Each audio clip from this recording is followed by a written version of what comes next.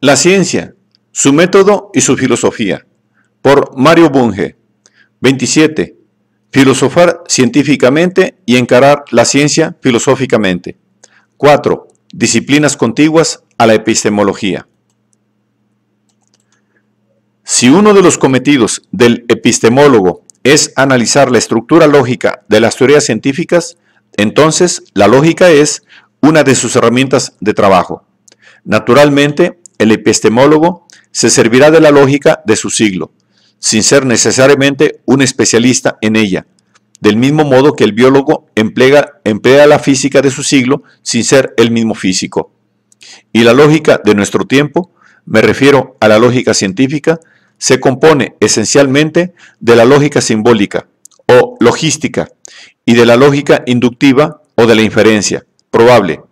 El epistemólogo que ignore la lógica formal moderna podrá confundir expresiones del tipo Sócrates es mortal con las del tipo Sócrates fue maestro de Platón. Y quien ignore la existencia de la lógica de la inferencia no demostrativa no advertirá las diferencias existentes entre el proceso constructivo de una teoría científica y su posterior reordenamiento racional.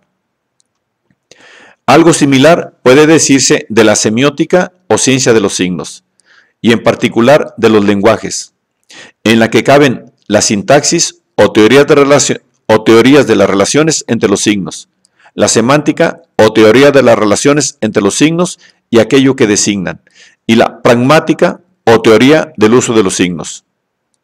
Dado que toda ciencia emplea signos, el epistemólogo hará bien en emplear los resultados de la semiótica al analizar el lenguaje de la ciencia. Pero no exageremos. Aunque hay quienes sostienen que la filosofía de la ciencia es sólo lógica de la ciencia, o a lo sumo análisis sintáctico y semántico del lenguaje científico, y aunque los formalistas afirman que el epistemólogo solo debe interesarse por la estructura lógica de las teorías acabadas, es un hecho que las ciencias de la realidad no solo trabajan con conceptos, sino también con cosas, tanto naturales como artificiales. Siendo los actos del científico tan importantes como su pensamiento, la epistemología no debiera limitarse a la lógica y el lenguaje de la ciencia. No debiera ser solo teoría de teorías, sino también teoría de actos, es decir, metodología y no solo metateoría. Por consiguiente, la lógica y la teoría de los signos son herramientas importantes del epistemólogo, pero no las únicas. Muchos epistemólogos hallan tan interesante y fructífero el estudio del proceso de descubrimiento e invención como el de la exposición y justificación de los resultados. Más aún, la historia de la ciencia, si en ella se concluye la más reciente, es nada menos que la proveedora de la materia prima de la epistemología. ¿Por qué ha de interesar la dinámica de la ciencia menos que su estática? Rara vez un interés profundo por las ideas y los actos no lleva a inquirir sobre sus orígenes y desarrollo. Todavía más, la filiación histórica de unas y otros ayuda a comprenderlos, así como el estado actual de una especie biológica no se entiende adecuadamente si no es como etapa de un proceso. Así tampoco se entiende acabadamente el quehacer científico si solo se pone atención en sus resultados. Muchos de los esfuerzos del científico del pasado parecen tontos y milagrosos los éxitos del moderno, si no se les ubica en su contexto histórico. Quien sostiene que el epistemólogo solo debe ocuparse de la estructura lógica, de haberlo, del fundamento empírico de las teorías acabadas, adopta una actitud fijista que lleva a petrificar los resultados, a olvidar que todos ellos son aproximados y perfectibles. Si se desea estudiar en forma cabal una transformación y la ciencia es cambiante en grado sumo, es menester adoptar una actitud transformista capaz de captar la dinámica de la averiguación científica. Otro tanto puede decirse de la historia de la filosofía. A menudo se supone que el epistemólogo nada tiene que aprender de los filósofos del pasado, quienes no habrían hecho sino apilar error sobre error.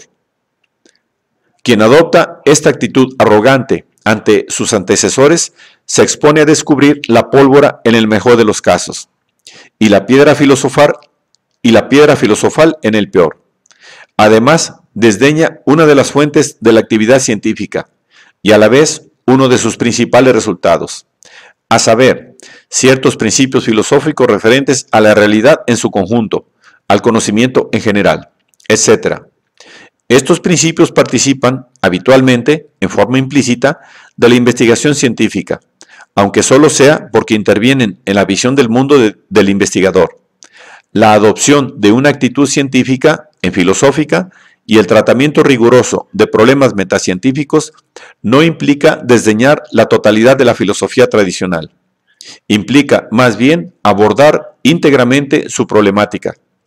Pero ahora, sobre la base de los conocimientos científicos actuales y de las técnicas filosóficas actuales.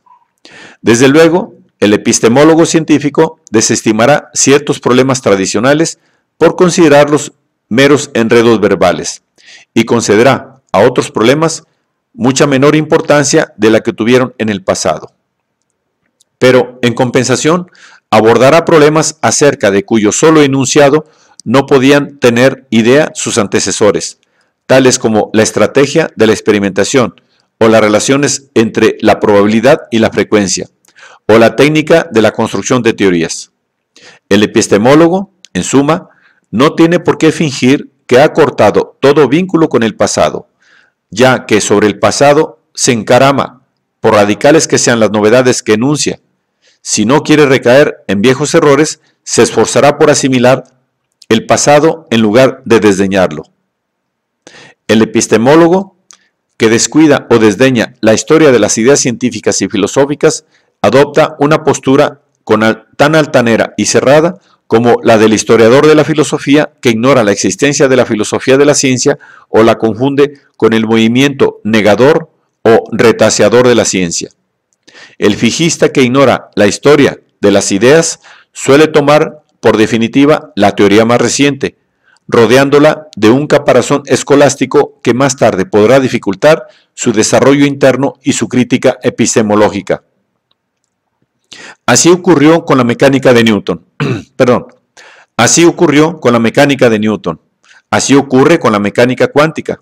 Al proceder de esta manera, lejos de ser útil al progreso científico, el epistemólogo fijista podrá llegar a obstaculizarlo.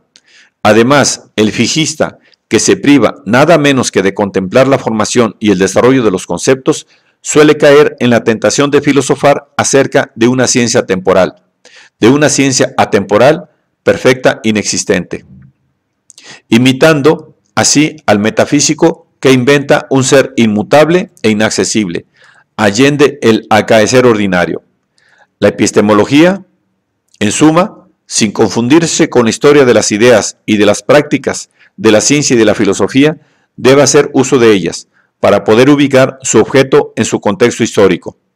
Los empiristas tradicionales buscaban el significado de las ideas en sus raíces psicológicas. Creyendo hacer filosofía, hacían psicología del conocimiento. Los materialistas vulgares encontraban el significado de las ideas en su correlación con el medio natural y social en que ellas nacen y se desarrollan. Creyendo hacer filosofía, hacían sociología del conocimiento. La psicología y la sociología del conocimiento son o aspiran a ser ciencias particulares. No forman parte de la epistemología, aunque a menudo se las confunde con esta, porque las tres hablan sobre la ciencia. Mientras la psicología de la ciencia estudia el correlato psíquico del concepto y del acto del científico, y mientras la sociología de la ciencia estudia la función social de la ciencia y eventualmente la responsabilidad social del científico, la filosofía de la ciencia, por su parte, se ocupa de los aspectos lógicos, nociológicos y ontológicos de la ciencia, y no del comportamiento individual o social del investigador científico. Sin embargo, sería miope el epistemólogo que no aproveche las conclusiones que le brindan la psicología y la sociología del conocimiento, pues ellas le permiten ubicar y comprender más adecuadamente su objeto. Las disciplinas que hemos mencionado, la epistemología, la lógica, la teoría del lenguaje, la historia de la ciencia y de la filosofía, y la psicología y la sociología de la ciencia, se esfuerzan por saber qué es el saber. Por consiguiente, aunque difieren, distan de ser ajenas entre sí. Cada una de ellas ilumina una faceta de un mismo objeto, el saber verificable.